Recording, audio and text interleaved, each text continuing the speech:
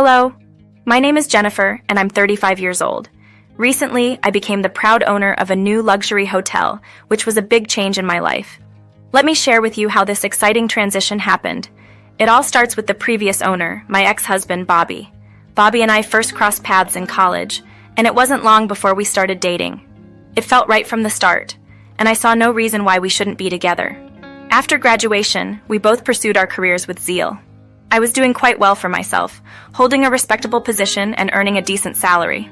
Bobby, on the other hand, was on a rapid ascent in his career, quickly securing a top position in his company. Our relationship took a beautiful turn when Bobby proposed, and I joyfully accepted. We opted for a modest wedding, choosing to invest in a dream home instead. Now, it wasn't that I couldn't afford a lavish wedding and a house. My savings were substantial. Growing up in a family with 4 siblings taught me the value of saving. Despite the high income of my parents, managing expenses for 4 kids was challenging. So from my first paycheck, I was determined to save diligently in a high-return savings account. By the time Bobby and I married, I had accumulated a significant amount. Our life together was comfortable and, admittedly, filled with luxury and spontaneous spending that might shock many. I share this to give you a glimpse into our prosperous life, which is why Bobby's sudden descent into depression puzzled me. He seemed disconnected and barely spoke to me. After much effort, I finally got him to open up about his feelings. He expressed a sense of unfulfillment despite his successful career. This was a pivotal moment in our story and the beginning of a new chapter, leading to my unexpected venture into hotel ownership. Being just a step down from the CEO is quite something, huh? I mused, noticing Bobby's unease. Yeah, it's significant, but it's not fulfilling in the way I had hoped, he confided, a mix of appreciation and regret in his tone. Puzzled, I asked, what's missing then? You have a high-paying job and the kind of authority many only dream of. Bobby hesitated before revealing, I'm thankful for the financial security and the power, yes. But pursuing this career wasn't my dream. My true aspiration has always been to open a luxury hotel. That makes sense, and now could be the perfect time for it, right? We're financially stable and you've achieved so much in your career, I pointed out, trying to encourage him. What's holding you back, though? I probed further, genuinely curious about his reluctance. It's the risk involved. Launching a venture of that magnitude would mean I'd have to leave my job. We could probably get by on my savings alone for 5 to 6 years, but that's just for living expenses. I don't have additional funds to invest in starting the hotel, he explained, concern evident in his voice. How much do you want to make this dream a reality? I asked, seeing his dilemma. I'd love to start as soon as possible, but realistically, it might take another 6 to 7 years of work before I can save enough not only to fund the project but also to ensure we're financially secure, Bobby admitted. But you might not have to wait that long, I said, catching his attention. What do you mean? He looked at me, puzzled. Remember how I've been saving since I was 18? I've managed to accumulate a substantial amount in my savings account, thanks to the interest. I can contribute that money to your dream, I offered, willing to support his ambition. No, I can't let you do that. That's your money, not mine to use, he protested, taken aback by the offer. That's not how it works between us. We're a team, and your dreams matter to both of us. Let me help make this a reality for you, I insisted, dismissing his concerns. He was overwhelmed. I don't know how to thank you enough. Just succeed and be happy. That's all I ask, I smiled, knowing this was what he needed. Bobby's dream of owning a luxury hotel was something he'd always been passionate about. Even amidst our busy lives post-college, he'd often reminisce about it. Noticing his silence on the subject had worried me, but his recent openness reaffirmed how much it meant to him. Having the means to assist him, I saw no reason not to support his dream.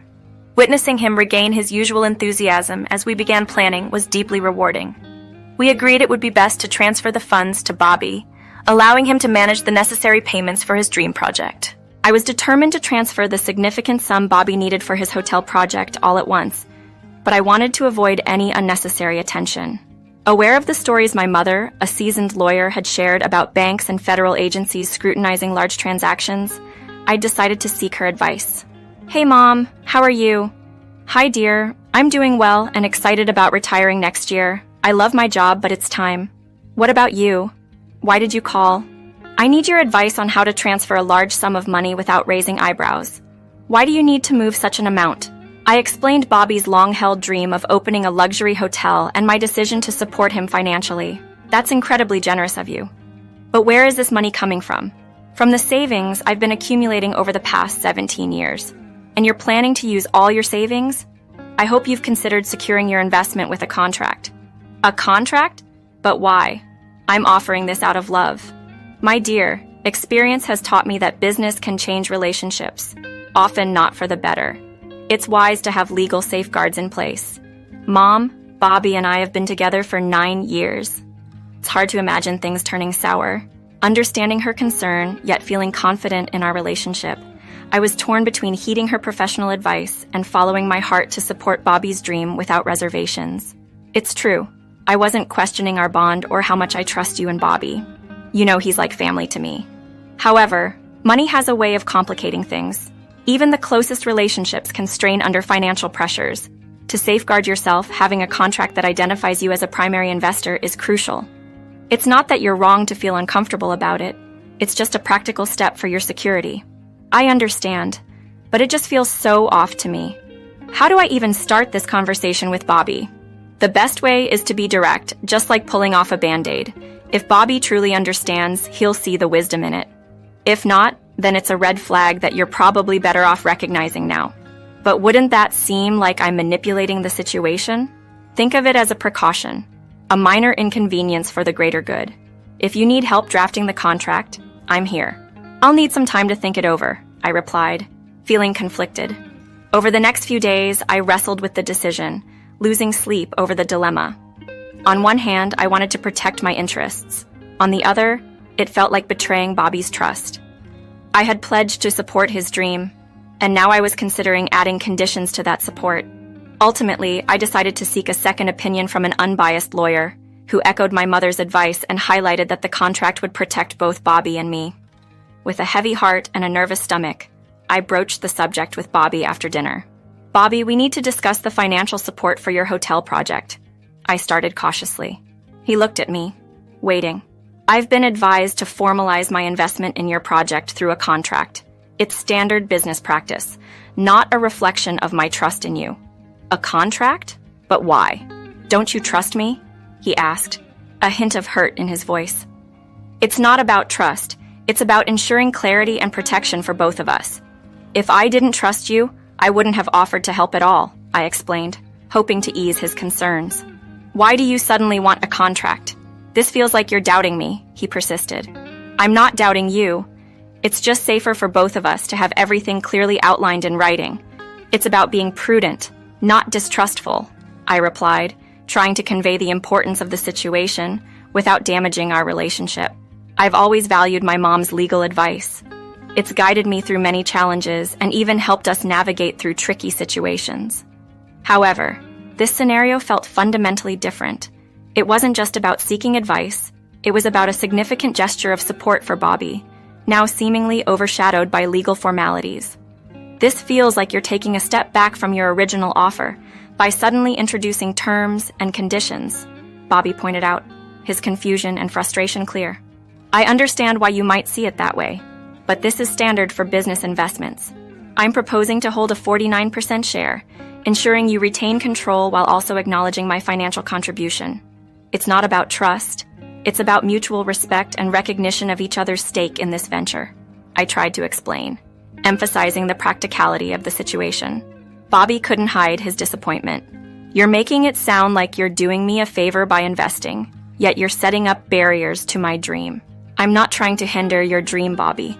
I just believe it's reasonable to have some acknowledgement for my investment, which in turn could benefit us, both professionally, I responded, hoping to find a common ground. His reaction caught me off guard. Asking for a contract makes me feel like you don't trust me, he said, the hurt evident in his voice. I assure you, trust isn't the issue. It's about securing our future together in this venture. Maybe take some time to think it over. And if you disagree, we'll need to discuss what that means for our investment moving forward, I suggested, hoping that some reflection would help. I can't believe this is happening, Jennifer, Bobby remarked, clearly pained by the turn of events. It was difficult to see Bobby so upset, but I believed in the wisdom of securing our mutual interests through my mother's advice. After our conversation, Bobby withdrew, not speaking to me for a while. I attempted to bridge the gap, explaining that my intentions were not rooted in distrust but in a desire for security for us both. Bobby remained distant, leaving me to hope he'd eventually see the rationale behind my decision. Those 3 silent weeks felt incredibly long and strained, marking a challenging period in our relationship. Living together felt more like being roommates than a married couple, and I nearly reached the point of retracting my offer, just to end the tension. However, Bobby came to me one day, his efforts to secure other investors having fallen through. The risk was too great for most, and those interested didn't have the necessary funds. Reluctantly, he accepted my offer, despite his reservations about the conditions attached.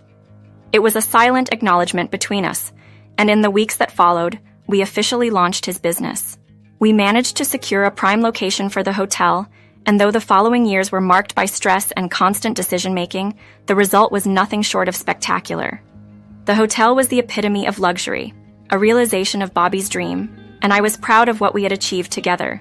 However, my excitement for the grand opening was dampened when Bobby asked me not to attend, claiming my presence was unnecessary. We argued briefly, and although I couldn't understand his reasoning, I eventually conceded, a decision that left me feeling both hurt and bewildered. After the event, Bobby returned, full of apologies, attempting to make amends for his earlier request. He never fully explained his reasons for wanting me to stay away, and over time, I chose to let the matter go. One day, about a year after the hotel's opening, Bobby returned home in a rare mood of elation, a stark contrast to his usual exhaustion. The hotel was thriving, hosting celebrities and receiving rave reviews, especially for its cuisine offerings. Seeing him so invigorated and hearing about the hotel's success brought a renewed sense of vibrancy to our lives, reminding me of the passion that had driven us to undertake this venture in the first place. Deciding to invest additional time in hiring well-trained chefs truly paid off, I thought to myself, proud of Bobby's accomplishments. That's amazing. I'm really proud of you. But when do I get to experience this famous hotel of ours firsthand? I'd love to dine there and soak in the luxurious ambiance everyone's talking about. Bobby hesitated before responding. I don't think that's a good idea. Surprised, I asked, why not? He attempted to explain, albeit awkwardly. To be blunt, you don't exactly fit the image of what our clientele expects. I'm concerned about the hotel's reputation if you were to show up not fitting into the upscale atmosphere. I was taken aback. Are you serious? Why would I be upset? Because I put my all into this project, and now you're saying I'm not classy enough to enjoy it?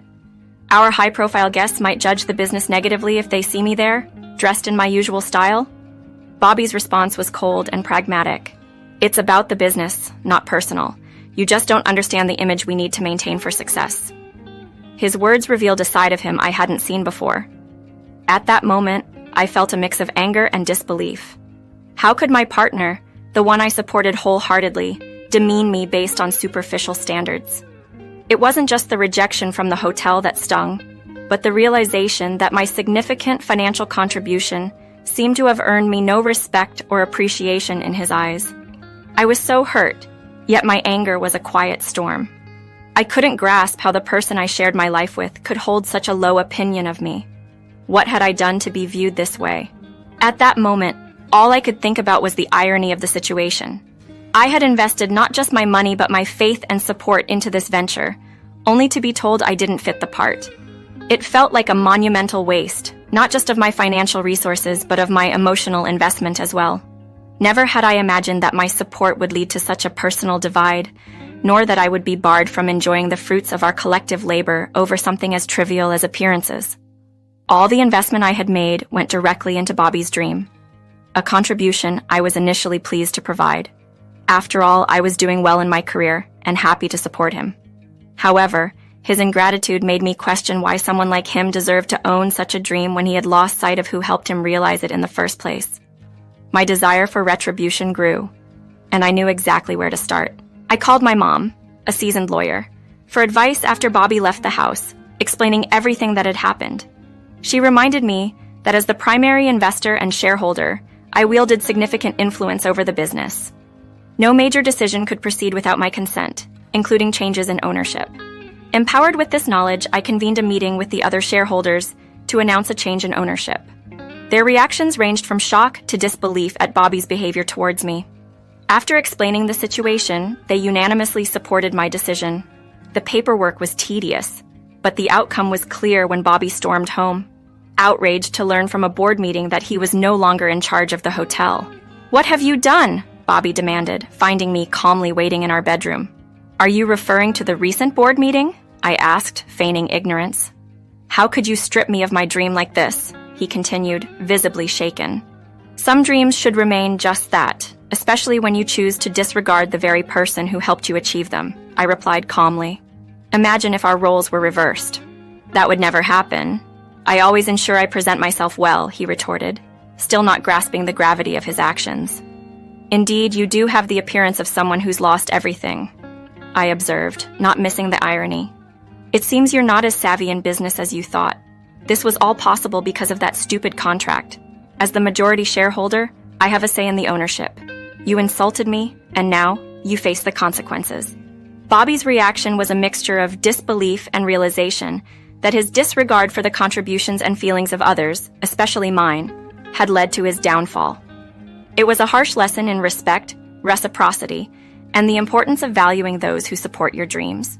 Bobby was convinced the hotel couldn't thrive without him, claiming his high-profile connections were key to its success. He warned that the business would flounder the moment these celebrities realized he was gone. However, I wasn't concerned. My observations told a different story. Bobby's attempts at networking were doing more harm than good, annoying guests rather than impressing them, and his departure might revive the hotel's fortunes. Taking over, I was determined to transform the hotel into something even grander than Bobby ever imagined. My goal was to create a welcoming space for everyone, proving that inclusivity could drive success. The moment to assert this change came starkly with the presentation of divorce papers, a clear sign of moving on from Bobby's negative influence. Bobby's pleas to reconsider fell on deaf ears. My investment, both financial and emotional, was met with ingratitude, revealing his true character. It was a hard but necessary decision to exclude him from my life and the business. Following the divorce, Bobby attempted to contest it, seeking to retain some control or compensation. However, the business was non-negotiable. It remained entirely mine. The fallout extended to Bobby's family, who initially berated me, believing his skewed version of events. Yet, when presented with the truth and evidence of Bobby's actions, their stance shifted dramatically. They distanced themselves from him, offering apologies to me, which I accepted, extending goodwill through discount vouchers to the hotel. The experience was transformative. It taught me resilience and validated the importance of standing up for oneself. Bobby's family's change of heart was a bittersweet vindication of my actions. Now, with Bobby out of the picture, the hotel is thriving more than ever. By embracing a broader clientele, we've not only increased our business, but have also cultivated a more inclusive and welcoming atmosphere. This success has been incredibly healing, allowing me to move past the ordeal with Bobby and look forward to a brighter future. I'm immensely thankful for my mom's wisdom and support through this tumultuous time. Her foresight and guidance were instrumental in navigating the legal and emotional challenges. As I embark on this new chapter, I'm filled with a sense of freedom and anticipation for what lies ahead, ready to embrace life's opportunities with open arms.